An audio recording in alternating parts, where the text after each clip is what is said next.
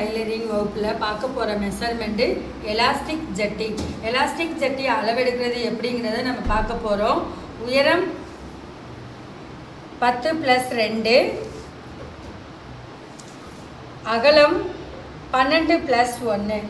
உயரம் 10 கூட்டல் 2 டோட்டல் 12, அகலம் 12 கூட்டல் 1 டோட்டல் 13. சைடு உயரம் 4+1, அகலம் 5+1. சைடு உயரம் 4+1, கால் அகலம் 5 கூட்டல் 1 6. இடுப்பு அகலம் இப்படினால எலாஸ்டிக்கை இழுத்து வச்சுக்கோங்க எவ்வளோ வேணும்ன்ட்டு. கரெக்டாக 11 இருக்குது. 11 கரெக்டாக இருக்குது. 11 கூட்டல் 1 டோட்டல் 12. இப்போது நம்ம அகலம் உயரமும் எடுத்துட்டோம். இப்போ பேப்பரில் நம்ம எடுக்க போகிறோம். நியூஸ் பேப்பரில் கட்டிங் போட போகிறோம். இப்போ உயரம் வந்துட்டு எவ்வளோ வருது? 12.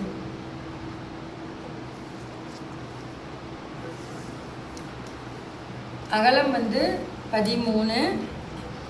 இப்போ 6 இன்ச்சு தான் எக்ஸ்ட்ரா இருக்குது, அதனால் நம்ம அதை அப்படியே விட்டுட்டோம். நம்ம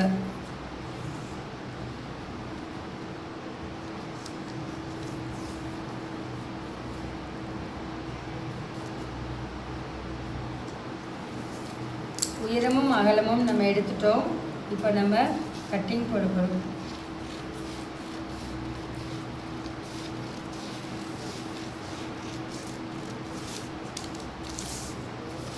இப்போ ரெட்டியாக எடுத்ததை நம்ம 4ஆக மடக்கிறோம்.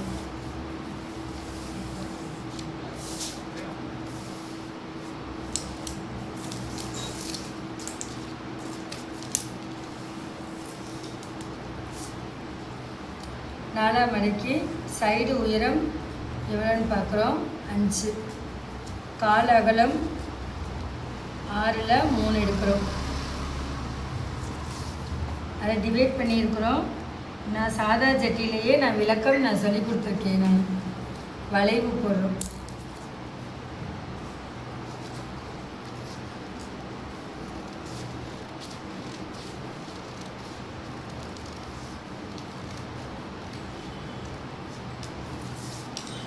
இப்போ நம்ம சைடு உயரமும் கால் அகலமும் எடுத்து நம்ம பேப்பர் கட்டிங் போட்டோம். இப்போ நீ அடுத்து நம்ம துணியில் நம்ம போட போகிறோம்.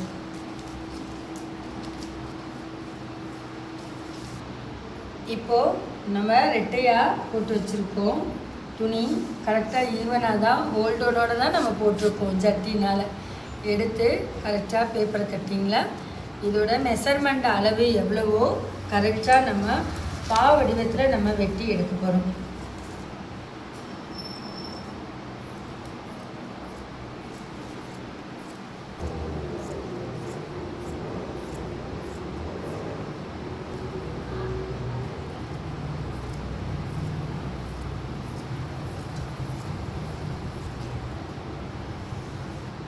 இதை 4ஆக மடக்கிறோம்.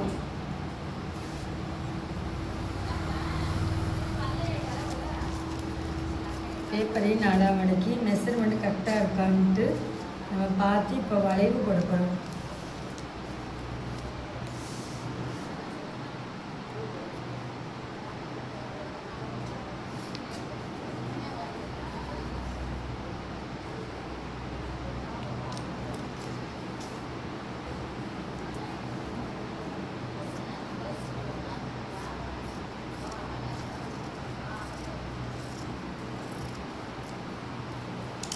இப்போ நம்ம கட்டிங் போட்டோம். இதுக்கு தைக்கிறதுக்கு 1 மீட்ரு 1/2 இன்ச்சு எலாஸ்டிக் 1 மீட்ரு வாங்கிக்கோங்க. ஜட்டிக்கு 1/2 மீட்ரு, டவுசருக்கு 1/2 மீட்ரு, அதனால் வாங்கிக்கோங்க.